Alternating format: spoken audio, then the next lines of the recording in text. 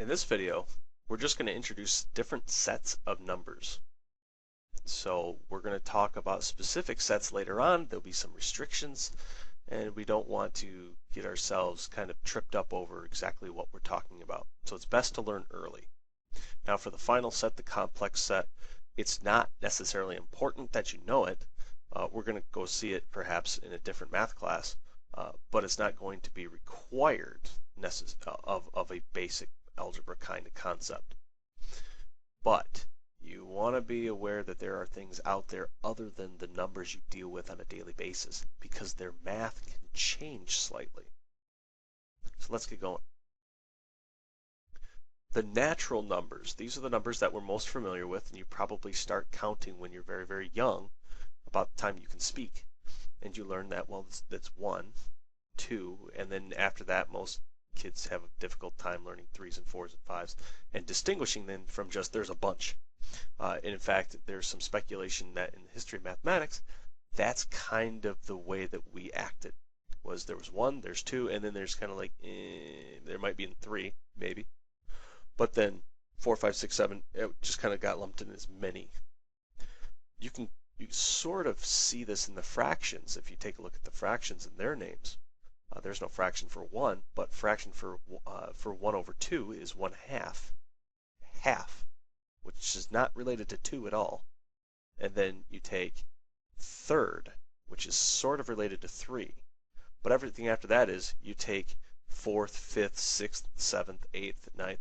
They all seem to follow the same number pattern. And I'm not sure if that's true of all languages, but it wouldn't shock me. Anyway, the natural numbers, there's a 1, 2, 3, 4, 5, anything you can count on your fingers. The integers, and there's one missing here called the whole numbers, but I've really never seen that, at least in the collegiate level. I've never really seen that defined as one of the sets that we normally talk about. It's the natural numbers, including the number 0. That's the whole numbers. Each one of these sets, by the way, has its own symbol. So the natural numbers symbol is script n, and that's how it's set, as script n. I don't actually make mine like that, I just do this. It's just that idea of, you notice it's not normal, so it's a script.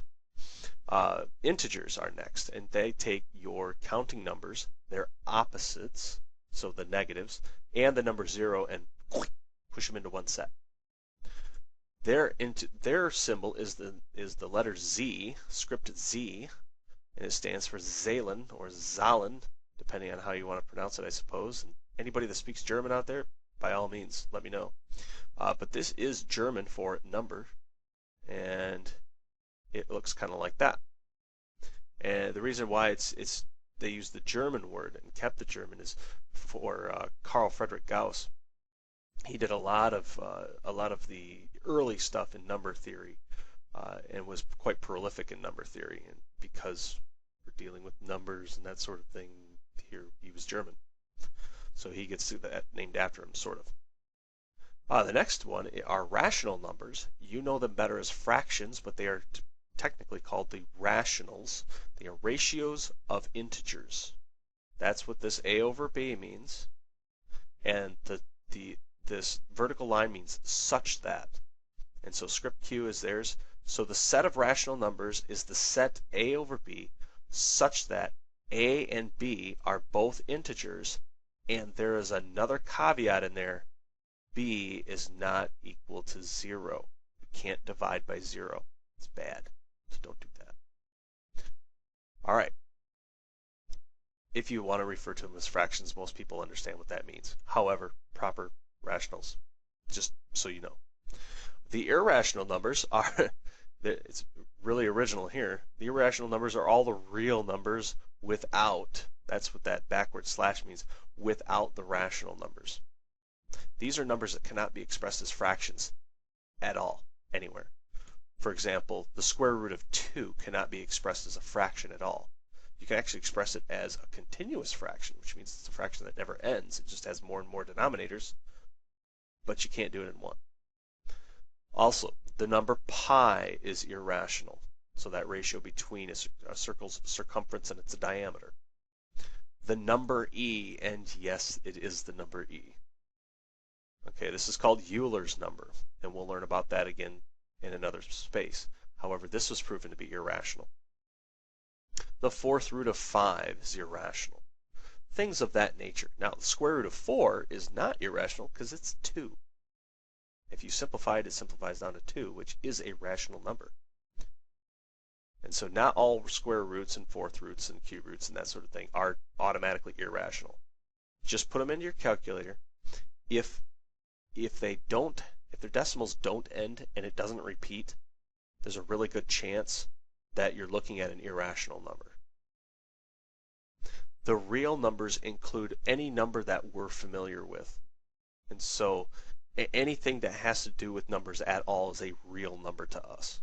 So things like 1, 2, 3, the negatives, fractions, the weird numbers like pi and e, those are all of them are real numbers. Finally, we have this oddball called the complex number. Complex numbers are kind of weird because they include something that's not real. It's called imaginary. So I is the imaginary number, and the strange thing is your cell phone works on this principle. You actually sort of needed to have complex numbers before you had your cell phone.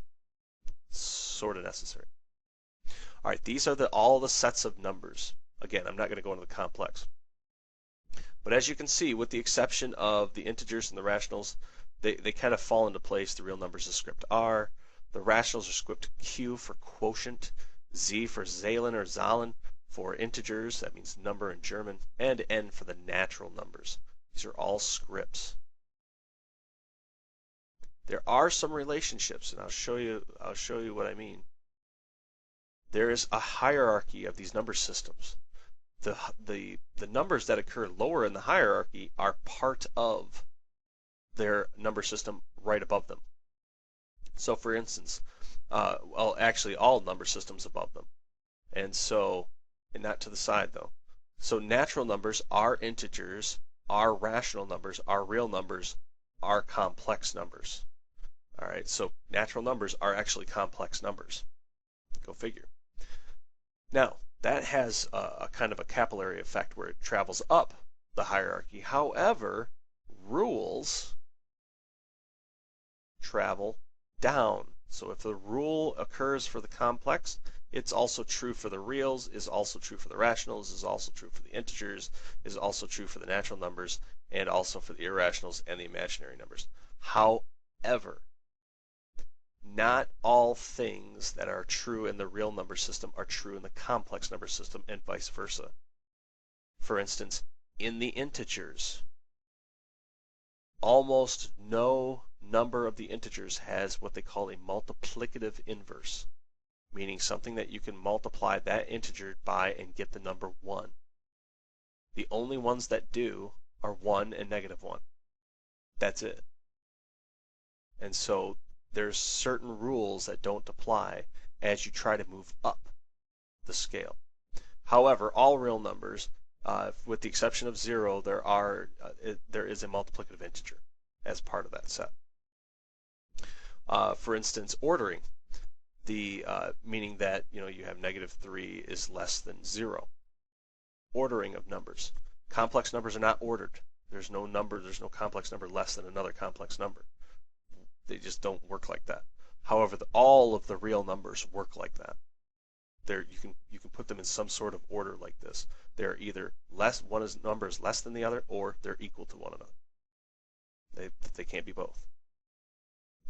Okay, that's the sets of numbers. So when we're discussing numbers and you're seeing them throughout the course and in future courses, be aware of what they mean.